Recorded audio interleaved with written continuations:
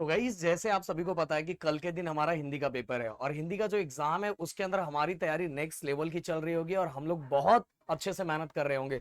Starting में सबसे पहले क्लियर कट एक बात बता देना चाहता हूं कि आज दोपहर को 2:30 को पंच का बादशाह नॉन स्टॉप, जिसके अंदर पूरे ग्रामर, पूरे राइटिंग स्किल, पैसे सब कुछ करवाया जाएगा, जो आप सभी के लिए बहुत ज्यादा इंपॉर्टेंट होगा। इसी के साथ शाम को 7:30 को आज हम एक क्वेश्चन पेपर बोर्ड के अकॉर्डिंग वाला सॉल्व करवाने वाले। देखो गाइस, आप सभी को बार बार मैंने बोला कि जब तक अपनी स्पीड को चेक नहीं करोगे, अपने आप को चेक नहीं करोगे कितने टाइम में क्या होना चाहिए, तब तक हमारा गड़बड़ होता रहेगा। कुछ लोगों को पेपर बहुत ज्यादा लेंथी लगता है, कुछ लोगों को बहुत जल्दी हो जाता है। इसका सबसे बड़ा रीजन है कि अपनी स्पीड को हम लोग चेक नहीं करते और बाद में हम ये अप्लाई करते हैं यार पेपर बहुत ज्यादा लेंथी था। ऐसा कुछ नहीं है, अपनी स्पीड बरकरार रखो। अपने स्पीड में कितने टाइम में क्या लिखना है ये आपको पता रहना चाहिए। तो 2:30 को जरूर हम मिलेंगे पंच का बादशाह नॉन स्टॉप के साथ। अब कुछ बातें मैं आपको बता दूं अर्जेंट क्या है। सबसे पहली बात तो राइटिंग स्किल। सबसे पहली बात तो राइटिंग स्किल में बहुत सारे मुझे क्वेश्चंस, बहुत सारे कमेंट इंस्टाग्राम पे सब जगह एक मैसेज बोला जा रहा है कि सर मेरे यहाँ पे ऐसा बोला गया, मेरे वहां पे ऐसा बोला गया कि राइटिंग स्किल को पहले पेज पे पहले से स्टार्टिंग करना चाहिए। तो अगर देखो गाइस, सबके अलग अलग व्यू होंगे। मैं आप सभी को अगर मेरा सजेशन आप मानना चाहोगे कि सर जो बोल रहे हैं प्रदीप सर, राहुल सर जो बोल देंगे वही मैं करूंगा, तो भाई मैं आपको बोलूंगा राइटिंग स्किल्स जैसे जैसे पेपर में जैसे जैसे दिया हुआ है ना उस वाइज करो। राइटिंग स्किल एकदम एंडिंग पे दिया हुआ तो एकदम एंडिंग पे करो। अब बोलोगे सर राइटिंग स्किल एंडिंग पे क्यों करने का? देखो गाइस, इसके बहुत सारे रीजंस है। पहला रीजन, आप राइटिंग स्किल अगर स्टार्टिंग में करते हो तो पहली बात तो जो एग्जामिनर होता है उसको क्वेश्चन पेपर चेक करने में इधर उधर एक बार नंबर आगे करना पड़ेगा, पीछे करना पड़ेगा, ये वो मतलब बहुत ज्यादा परेशानी होगी।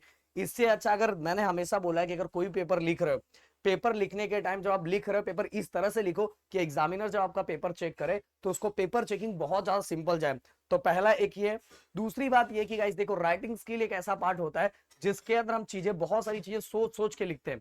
और अगर पहले ही हम स्टार्टिंग में वो लिख रहे हैं तो हमें ऐसा लगेगा 3 घंटा है तो मैं आराम आराम से सोच के लिखूंगा, तो हमारे पास टाइम, हम हमारे दिमाग में ये चलेगा टाइम बहुत ज्यादा है और उसके चक्कर में राइटिंग स्किल को बहुत अच्छा खासा टाइम ले लेंगे। समझ में आए? और जैसे ही राइटिंग स्किल को हम टाइम बहुत ज्यादा ले लेंगे, इसके बाद जब हम घड़ी में देखेंगे अरे इतना इतना ही टाइम बचा हुआ है, फिर इसके बाद हमारी स्पीड बहुत फास्ट हो जाएगी और उसमें हम बहुत ज्यादा डर जाएंगे और डिमोटिवेट जैसा भी फील होगा गाइस। इसीलिए मैं समझाऊंगा कि जैसा लाइन दिया हो उसी लाइन वाइज करो। इससे आपका पेपर का प्रेजेंटेशन भी अच्छा होगा और आपकी लाइन वाइज सभी चीजें अच्छी होगी। आपको क्वेश्चन जैसा दिया उसी वाइज आगे आगे बढ़ना चाहिए। हाँ, एक चीज का जरूर याद रखना चाहिए कि जब मैं रात को मतलब 9:30 10 o'clock के आसपास टाइम मैनेजमेंट का वीडियो बनाऊंगा, उसके अंदर मैं बताऊंगा विभाग 1 कब तक करना है, 2 कब तक, 3 4 5। तो वो बस आपको दिमाग में रखना है कि उससे ज्यादा टाइम ना हो जाए।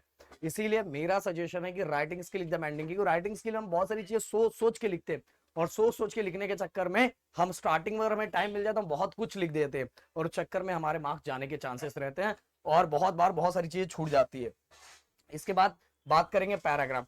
देखो पैराग्राफ में आपको जो भी आकृति आती है, हमने बोला है कि अपने से खुद से डिजाइन करने का बिल्कुल भी ट्राई मत करो। जिस तरह की आकृति दी हुई है उसी तरह की आकृति आपको क्या करना चाहिए, ड्रॉ करना चाहिए। नहीं तो भाई वो एग्जामिनर के ऊपर है कि वो मार्क्स कट करता है या देता है। अगर आप एक अच्छे स्कोर की तरफ बढ़ोगे तो आपके मार्क्स कट होने के चांसेस पूरे हैं। इसके बाद गई अभिव्यक्ति। आपको पता है मराठी में ये स्वमत था और यहाँ अभिव्यक्ति है, पर्सनल रिस्पॉन्स का क्वेश्चन। अब अभिव्यक्ति वहां मराठी में 3 मार्क्स का था और यहाँ आपको 2 मार्क्स का दिया है। कितने मार्क्स का? 2 मार्क्स का। तो अगर आप 10 12 15 लाइन लिख रहे हो, मतलब जितना ज्यादा लिखोगे या जितना कम लिखोगे दोनों में मार्क्स कट होने के चांसेस रहते हैं। समझ में आए? इसीलिए जितना हमें दिया उसके अकॉर्डिंग ही लिखना है। अगर 2 मार्क्स का है तो मैं बोलूंगा आपको 5 लाइन बहुत ज्यादा है, तो मैक्सिमम 5 लाइन आपको लिखना चाहिए।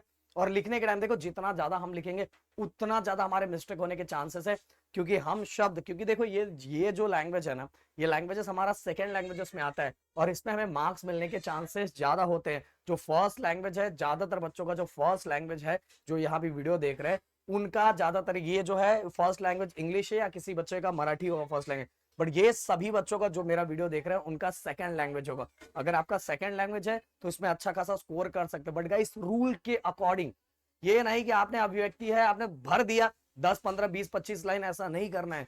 ओनली 5 लाइन मैक्सिमम है और अभिव्यक्ति में आपका उससे रिलेटेड ही होना चाहिए। ये नहीं बाहर की कुछ चीजें, बाहर की कुछ चीजों की तो बिल्कुल मार्क्स नहीं मिलेगा और यहाँ मार्क्स आपके कटने के चांसेस रहेंगे। तो शायद मेरी बात समझ में आ गई होगी, क्योंकि वहां अलग था, मराठी में अलग था और यहाँ अलग है। अलग मतलब मार्क्स अलग है, इसीलिए आपको उसी अकॉर्डिंग चीजें लिखनी है। तो शायद मेरी बात समझ में आ गई होगी। मिलते हैं नेक्स्ट वीडियो में। Thank you so much guys. जय हिंद एंड जय महाराष्ट्र दोस्त।